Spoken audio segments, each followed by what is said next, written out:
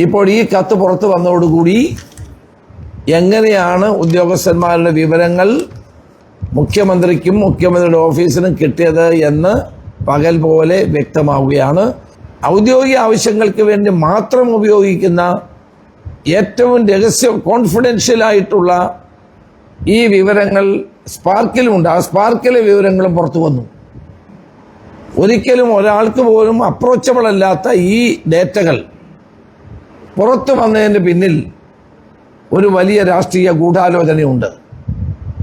CPM-ന്റെയും ഇടതുമുന്നണിയുടെയും തെരഞ്ഞെടുപ്പ് പ്രചരണത്തിന് വേണ്ടി സർക്കാരിൻ്റെ ഔദ്യോഗിക രേഖകളും ഡേറ്റകളും ദുരുപയോഗം ചെയ്യുന്നത് നിയമവിരുദ്ധമാണ്.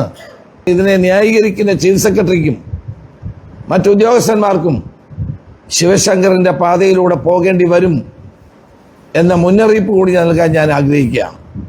ഡേറ്റാ ബ്രീച്ചിൽ നേതൃത്വം നൽകിയ മുഖ്യമന്ത്രി, അദ്ദേഹത്തിൻ്റെ OST, ന്യായീകരിച്ച ചീഫ് സെക്രട്ടറി അടക്കമുള്ളവർ ഈ കാര്യത്തിൽ പ്രതിയാണ്. അതുകൊണ്ട് ഇവർക്കെതിരെ, മുഖ്യമന്ത്രി ഉൾപ്പെടെയുള്ളവർക്കെതിരെ കേസെടുക്കേണ്ട ഒരു സാഹചര്യമാണ് കേരളത്തിൽ വന്നു ചേർന്നിരിക്കുന്നത്.